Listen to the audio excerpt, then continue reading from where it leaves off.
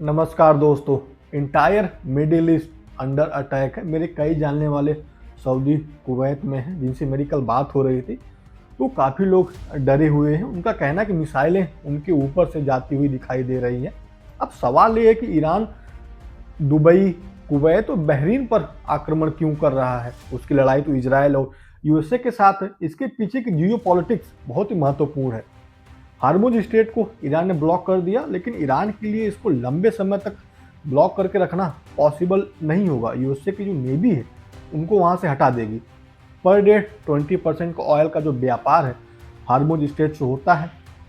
अगर Iran Saudi, Kuwait, Bahrain पर आक्रमण करेगा तो फुल फ्लेज वार स्टार्ट होने की संभावना ज़्यादा हो जाएगी। जब फुल फ्लेज वार स्टार्ट हो जाएगा तो कोई भी ऑयल जो कंपनी होगी शिप्स को इंश्योरेंस प्रदान नहीं करेगी। अब बिना इंश्योरेंस के शिप्स को पानी में भेजना काफ़ी घाटे का व्यापार साबित हो सकता है। कोई मिसाइल आकर उस पर टकरा जाए, जो ऑयल है वो तो नुकसान ही होगा, जो पर्यावरणीय इम्पैक्ट पड़ेगा वो अलग से पड़ेगा, जो शिप्स का नुकसान होगा वो तो अलग ही है। अब ईरान अकेले नहीं लड़ रहा है। ऐसा देखने में लग रहा है कि ईरान इजराइल और यूएसए से अकेले लड़ रहा है।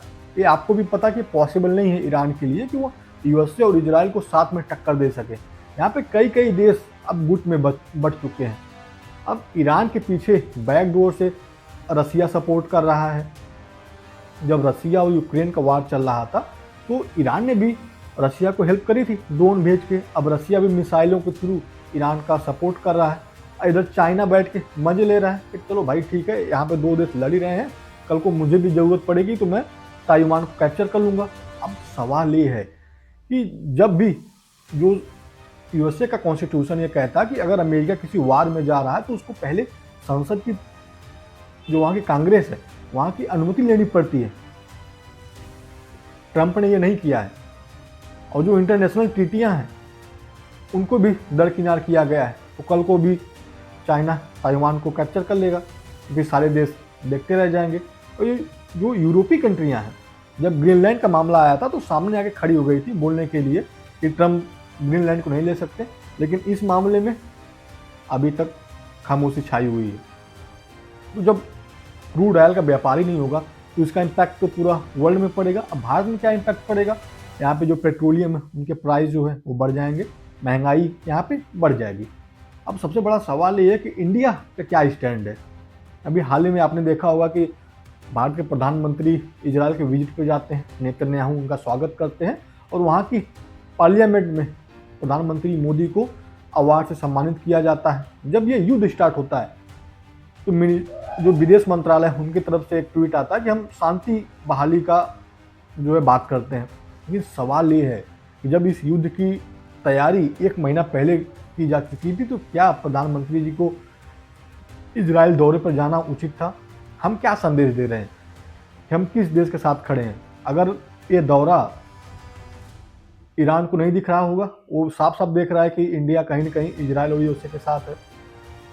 और कल को यूएसए इंडिया को बोलने लगे कि तुम मेरी टेक्नोलॉजी यूज़ करो, अगर तुम मेरी टेक्नोलॉजी यूज़ नहीं करोगे तो मैं तुम्हारे ऊपर अटैक कर दूंगा, तो फिर इंडिया उस पर क्या करेगा, इंडिया की स्टैंड क्या होगा। जब एआई समिट ऑर्गेनाइज की गई थी, जो यूएसए के एआई एडवाइज़र हैं उन्होंने तो साफ साफ बोला था कि यूएसए चाहता है कि हमारी टेक्नोलॉजी सारे देश के लोग यूज़ करें। अब सारा देश कौन यूज़ करेगा, रसिया तो नहीं यूज़ करने वाला, चाइना तो नहीं यूज़ करने वाला, यूज़ कौन करेगा, इंडिया। इंडिया पे दबाव है, चाहे आप ट्रेड डील की बात कर लें, चाहे टेक्नोलॉजी की बात कर लें। कहीं ना कहीं भारत की जो फॉरेन पॉलिसी है वो लैग कर रही है। इसको समझने की ज़रूरत है कि हमें रसिया से भी लेके चलना है, हमें ईरान से भी चलना है, हमें यूएसए के साथ भी चलना है। हम किसी एक देश के पक्ष में नहीं झुक सकते, ये हमारे लिए काफ़ी नुकसान हो जाएगा। ईरान कई जगह हमारे सपोर्ट में रहा है और रसिया तो हमेशा ही रहता है सपोर्ट में। अगर हम वहाँ से भी तेल व्यापार करना बंद कर देंगे, हम यूएसए की तरफ ज़्यादा झुक जाएंगे, तो यूएसए किसी का सागा नहीं है, वो सबको ठगता है जो उसके गुट में शामिल हुआ है। तो यहाँ पे भारत को यह समझना जरूरी है कि वो एक मिडिल पाथ अपना के चले।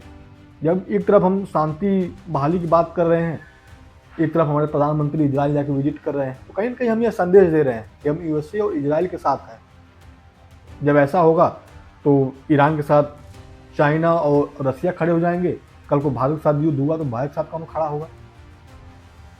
तो एक समझने वाली बात है।